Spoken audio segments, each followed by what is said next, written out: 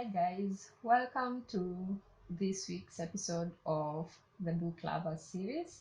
My name is Linda Barasa. I live, work, and study here in Nairobi.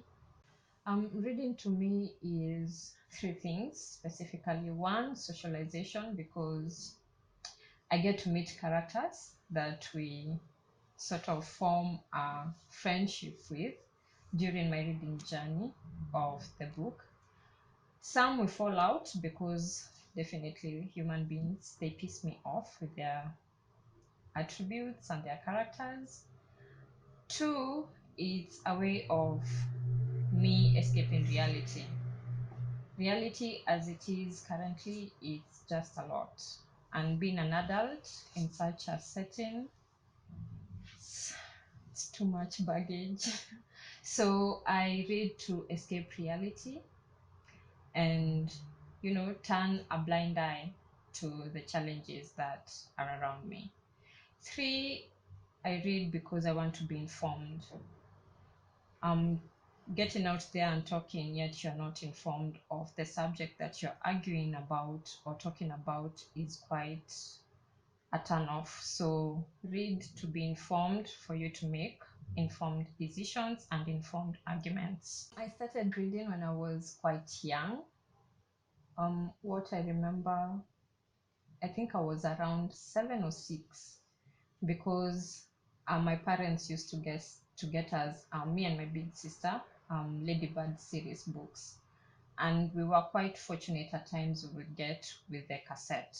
So near death people understand this more. So I won't get into explaining what a cassette is.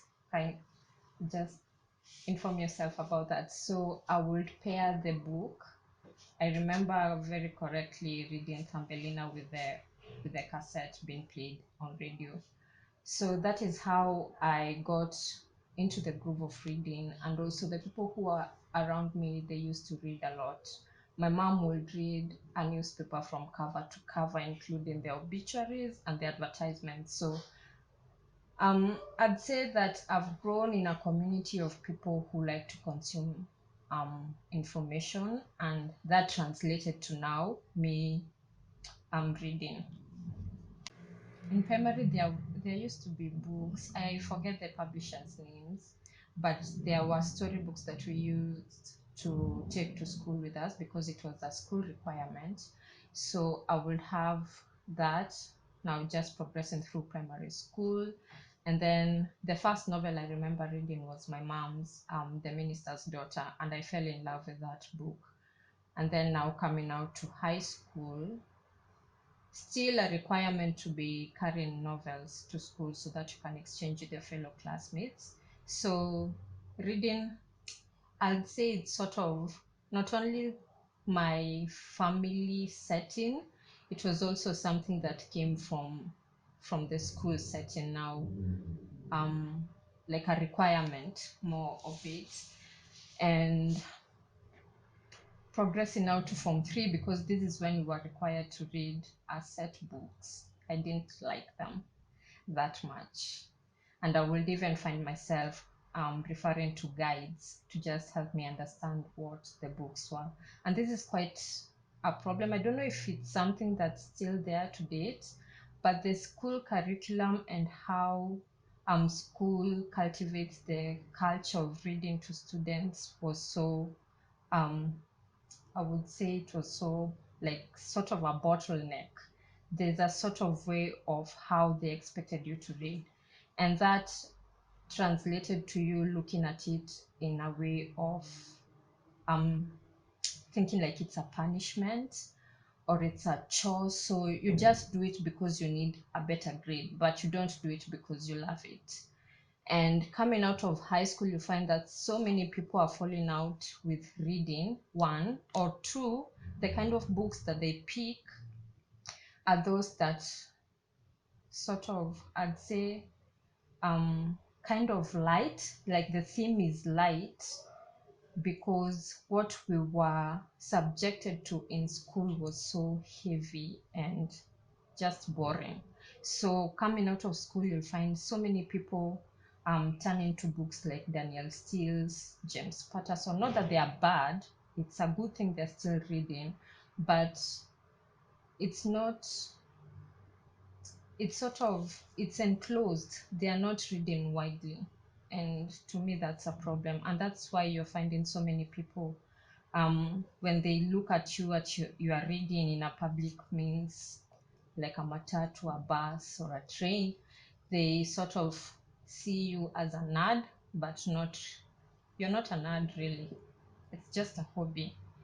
And that is something that we need to work on as a community and as a school system, I'd say, to just get more people reading. Okay, so currently I'm reading The Four Winds by Christine Hanna. I just literally started it. I think I'm like on chapter 2 of the book. This is an author I'm quite keen on reading her books, because the first book that I read with her still lives with me to date. And I read it like in 2016, 2017, if I'm not wrong. It's called The Nightingale. The current read that I'm reading right now, the Four Winds, is set during the 1920s, 1930s in the US. And this is after, like, currently right now I'm at the scene right now is in 1921. This is just after the Great War. So the country is doing well. This is the US, it's based in the US. The country is doing well. They're free from, fighting. So the economy is good, and then the farming, because I read something to do with wheat and bills. But progressing, I think, like its main theme is based on the Great Depression that the US faced. So many people lost their jobs, the lands were not fertile, and then there's this family where the protagonist is sort of fighting self-esteem, and this is mainly brought by the people around her, like her family. They sort of make her look small. I can't say much because I've just started it, but I'm going to share my thoughts once I'm done with it. But it's a great book, and Christine Hanna is an author looking forward to learn more about.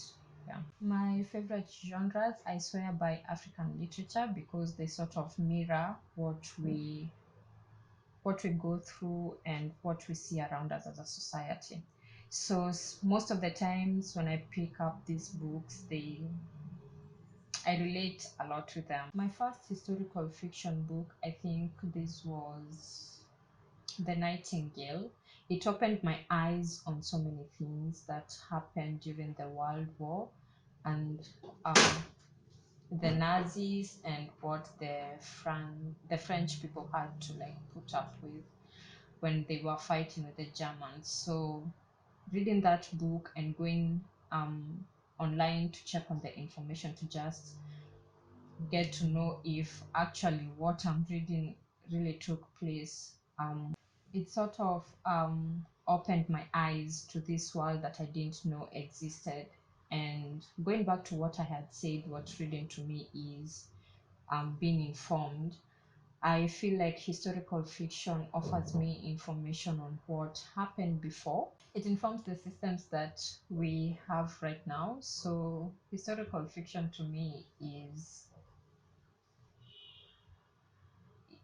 a genre that I always find myself falling into, and always picking a book that's based on something that happened before. And I think that's the reason why I'm reading Christine Hanna, because I find her to be a very brilliant historical fiction writer. My all-time favorite books, one, I have it here, Woman at Point Zero.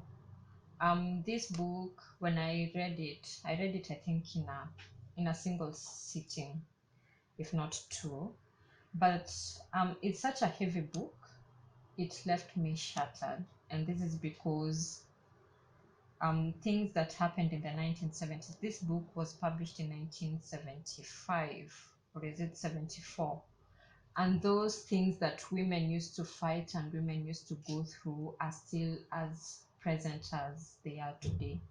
we are still fighting. Like even when I was preparing myself to come here, I had to look at the dress that I wanted to wear. Am I using a public means of transport? So yes, I can't wear this because I'd have a long way to walk to here, and that long way walking to me getting here means now I'm dealing with catcalling, which is quite uncomfortable. People look at it when you tell someone that this is a struggle and no woman needs to go through this, they're like, no, that is something that happens every so often. It's normal. So you should put up with it. No, I shouldn't. I shouldn't have to shrink myself to put up with what society expects of me. And this book sort of brings this out so vividly. And it's so unfortunate that things that women had to fight and go through in the 70s are still the same things that we are fighting and going through right now. And the future sort of looks bleak. There's no hope. It's sort of like a clockwork. We go through the same single thing every now and then. So yeah, this is one of my favorite books, and I would recommend it to everyone alike. So pick it up. The second book, I didn't carry it. The second book that I really loved and still lives with me to date is The Underground Railroad by Colson Whitehead. It borrows its settings from the is it the 1960s in the US, and it talks about the racism that the black people had to keep up with, them being used as guinea pigs for medical research. And not that it's a bad thing, but for the whites to think that it was okay to infect the black people with STDs, for them to test medicine on them, it's such an inhumane act. And I think even today we've seen it. Um, the medical researchers from the West, they wanted to first use the COVID medicine on Africans to see if it works. So you see, history just keeps on repeating itself. We sort of say that racism is dead, but it isn't. It's only sort of um, decent right now. So slaverism still lives to date. Why do we have Africans going to work in the West? There's a lot of brain drain in that. So Underground Railroad really opened my eyes on what happened during those times in the US and what the African people and black people had to keep up with to just survive. The third book that I I read and loved, this is quite hard. It's so hard to tell someone to pick up a favorite book because there's a number. But the other book that I really loved was Questions for Ada by Ijama. Mebuno. I think this is a girl who's in her mid 20s, if not early 20s, but she's such a brilliant writer. And you read her books, no, the poems actually, because this is the first book I've read of hers, and I think it's the only book that is out there currently. It's her debut, so you can imagine the kind of books that she'll be bringing out as she progresses with her writing. So when I first picked up this book and I read the blurb at the back, where it reads, and I quote, "Nobody warned you that the women whose feet you cut from running will give birth to daughters with wings." I knew I was in for a treat, and really I was. It was really hyped on social media, especially on Twitter. And when I picked up this book, it lived up to its hype. And it's a holy grail that I find myself going back to almost every other time. And it's a book I can say I have reread almost like 10 times, and I'm still going because I pick a lot from it every now and then. So yeah, those are my top three favorite books that I can think of right now, but there's a number. Favorite authors, apart from the books that I've mentioned, the other authors that I can think of, one is Jennifer Nansubuga Makumbi. She's a Ugandan writer but currently based in the UK. The first book I read of hers, which is Chintu, and this is thanks to a book club. Um, it opened my eyes on the history behind the Buganda and the Luganda community. So I swear by her books. I've read three of hers: Manchester Happened and The Recent, The First Woman, and all of them. There's just a certain way with how she writes. She manages to capture your attention from the first page to the last, which I really love. And so yeah, she's one of my favorite authors.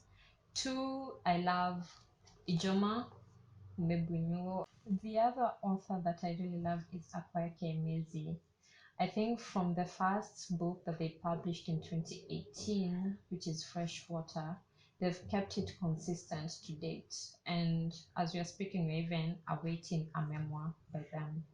And this is something that I'm really looking forward to. I haven't read the other two books of them, because the only book that I've read is Freshwater, which was published in 2018.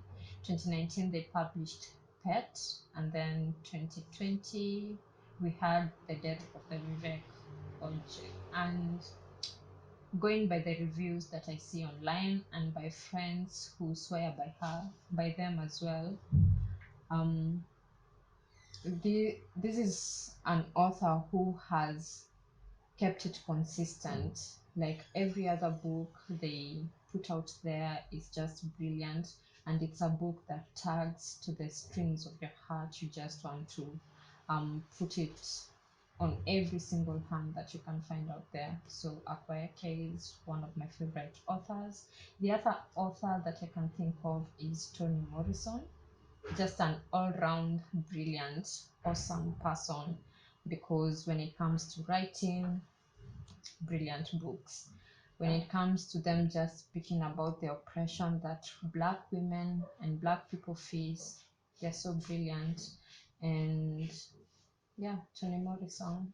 And I think because of the number, the books that she wrote, and these are books that you find yourself um, going back to and referring to them, the interviews that she did, just an awesome person. Yeah. So my reading habits, I love and I tend also to read more when I'm in the right frame of mind. So I'm not stressed about anything, or I'm not worrying about anything. That's when I tend to consume a lot of information.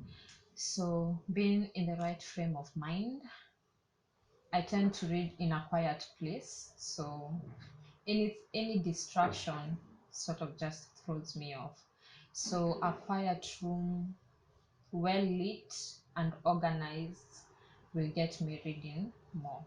I also tend to cover a lot of my reading on my commute, so to and from work, and this depends on whether I'm too tired or too composed to do it.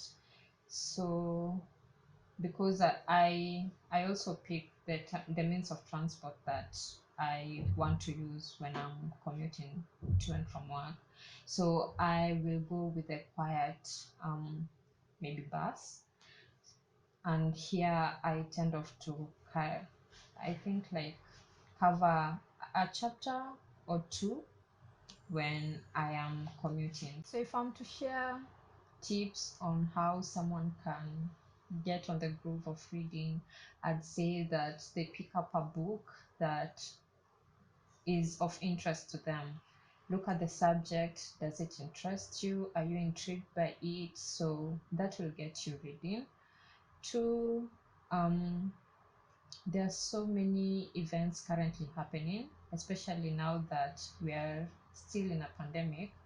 So many of these events are online, so you can check on an event that best suits your interest or the subject that you want to now inform yourself about, and sign up for it. This is one way you're going to get yourself reading.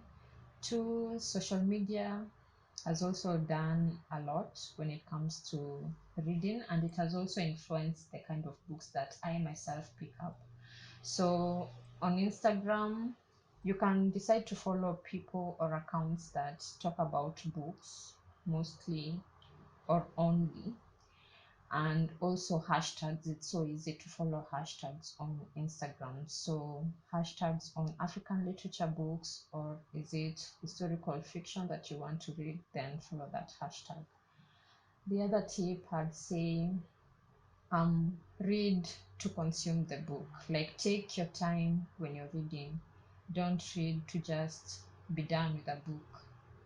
um Give it time, let it sit with the book, and yeah, just get to know about the book. So don't chase numbers. I know so many people out here read a lot. I wish I was one of them, but I don't. So I go with the flow, like I've just shared on my reading habits, being in the right frame of mind. So yeah, take your time when you're reading, and that will get you reading. Books are quite expensive, especially if you're buying new books. And this is because there's a lot that goes into putting out a book. There's the money for the publisher, the editors, and the writer. So you'll find books, especially new books, being like out of your pocket range.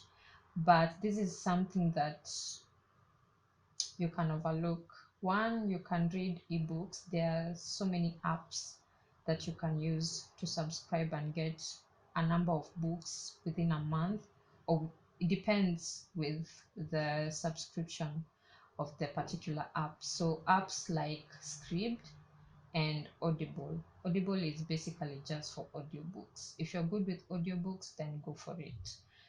um so Scribd, will you just pay for the monthly subscription, but you are not limited to the amount of books you can read within a month. So that is something one can consider. There's another app called Libby, and this one was recommended to me by a friend who even signed me up on it. So on this app, it's sort of like a library thing. So you don't get to pay any subscription membership sort of fee, and you have access to a wide range of books. They're sort of limited, but it kinds of give you access to a number of books that you can read. So don't rely only on the physical books, because I know sometimes it costs an arm and a leg to get a book. So yeah, subscribe to the apps that I've mentioned, and that will get you reading. Also consider getting secondhand books. They're quite they're not expensive, and they're quite affordable. Only that there's a limited number of the genres that you can get when you're buying a secondhand book. But this is um, one of the sources of you growing your library. So go for it if you can. As much as possible, avoid buying pirated books. Avoid pirating books you yourself as a reader. Send in PDFs. I know most of us have been victims of this, and I might say this and my name pops up somewhere on Facebook that I had shared a PDF. Yeah, that happened a while back, before I realized how much I steal from writers. So as much as possible, avoid pirating books and sending PDFs. It is wrong. This is a form of robbery to the writers, because they depend on this as their livelihood. To wrap up this episode for today, I'd like to leave you with a quote by Toni Morrison, and it goes, "If you have to be tall because someone else is on their knees, then you have a problem. You have a serious problem. So choose to be kind and choose to be humane for people who are around you." Thank you so much for watching today's episode. Please like this video, share it, and subscribe. Till next time. Bye.